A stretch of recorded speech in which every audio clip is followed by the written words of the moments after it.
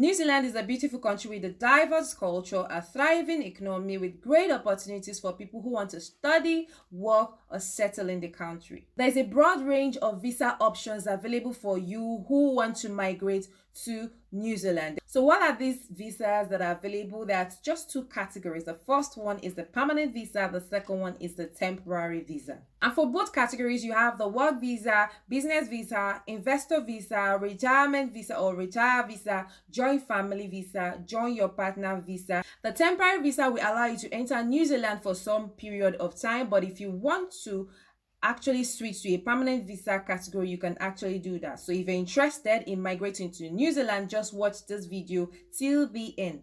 Hi everyone, welcome back to my channel. My name is Emanuela. Welcome to my channel. For returning viewers or returning subscribers, I say a big welcome back to you and thank you for all your support. Now let's begin the video.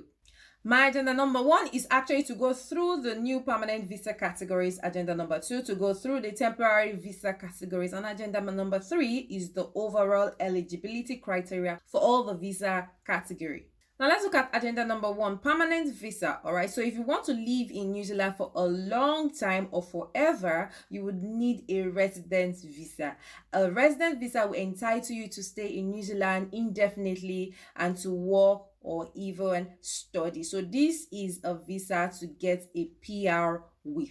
So the first one here on this category is actually called the skilled migrant category, the SMC. So this visa policy has its eligibility criteria.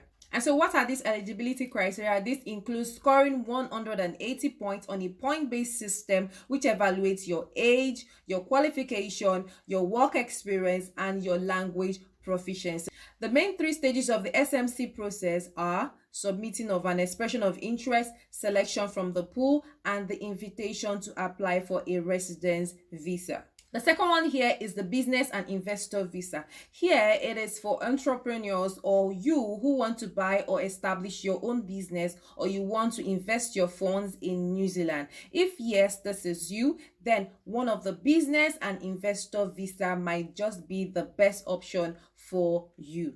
The objective of this policy is to encourage enterprise and innovation in New Zealand. Few examples of these visa categories under these are entrepreneur residence category, employers of relocating business category, migrants investment categories, investor 1 category, investor 2 category, and global impact permanent residence visa. The third one here is your family visa. Does your partner live or reside in New Zealand as a resident or a citizen? Are you a parent of a New Zealand permanent resident or citizen?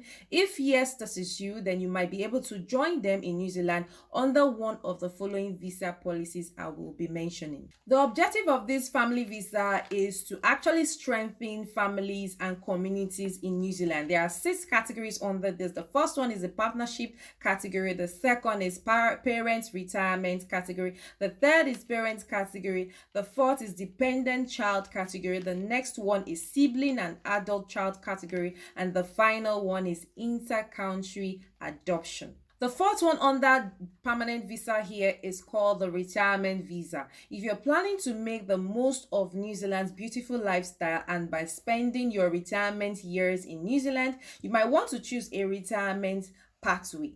There are 2 dedicated retirement categories, all right? The first one here is the parent category, genuine residence category. So if you have a child who is a New Zealand citizen or resident living in New Zealand and he or she is going to support your visa application, you might be able to obtain a resident visa under the parent policy. This visa will allow you to stay indefinitely in New Zealand. The second one under the retirement visa type is called the temporary retirement category. To be eligible for this visa, that's the temporary retirement category, you must be 66 years or older and you need to have to invest 750,000 New Zealand dollars in addition to the initial investment. You must also provide evidence that you have further funds equivalent to New Zealand dollars 500,000 as a settlement fund available to you. The fifth category in my agenda number one is actually called employees of a relocating business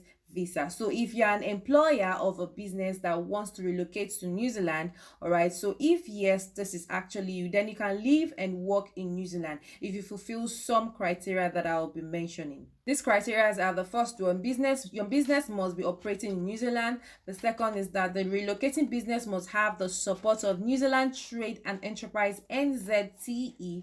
The business must actually comply with New Zealand employment and immigration law. Then your role must be integral to the business and you must provide a letter from the Chief Executive Officer, that is the CEO of the business that you're relocating with. Number 6 under the permanent category of visa is called residence from work. All right, so if your talents are needed by New Zealand employers, you have an exceptional talent in the field of art, culture, sports, or you work in an area identified on the New Zealand shortage occupation list, then you might actually qualify under the residence from work visa category. Agenda number 2, temporary visa category, which means that this visa is valid for a limited timeline.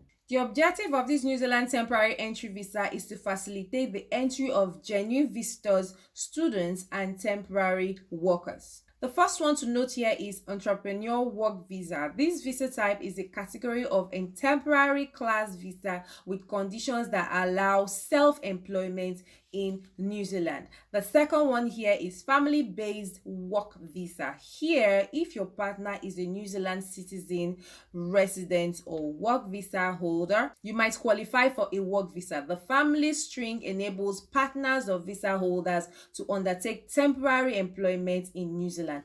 Partners of New Zealand citizens and partners of a long-term resident visa holders can actually apply for residence in New Zealand. Now let's look at visitors visa. All right, so if you want to visit New Zealand for tourism, you must apply for a visitor visa just like in other countries.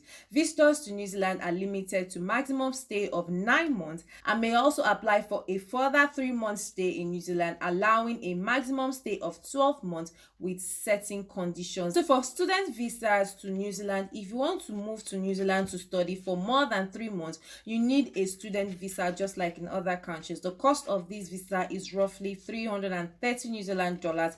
Hence, to be eligible for this, you need to have actually been accepted by a New Zealand educational institution, and you also need to have enough funds to support yourself while you're in New Zealand. The fifth one under the temporary visa category is called guardian of a student visitor visa. Here you have parents and legal guardian who can actually visit New Zealand to live with and care for their children who are studying in New Zealand. This is so great, guys, as UK or other countries do not have such visa category. The sixth on my list here for temporary visa in New Zealand is post-study work visa. Here, if you have completed a qualification in New Zealand, you may be eligible for a visa allowing you to work for 1 to 3 years depending on your qualification. The seventh under the temporary work visa in New Zealand is called horticulture and viticulture seasonal work visas. So if you have a job offer from a recognized seasonal employer in New Zealand, you may be eligible for this type of visa, allowing you to work in New Zealand horticulture and viticulture industry. Under the temporary work visa, you also have what is called working holiday visa. A working holiday visa is for young people aged between 18 and 30 who want to travel to work in New Zealand for up to 12 months. The cost of this visa is about 245 New Zealand dollars, and to be eligible, you need to be from a country that has the working holiday scheme, with New Zealand having enough funds to support yourself for your duration of your stay in New Zealand and not having any dependents who is going to accompany you while you're on your way to migrate to New Zealand.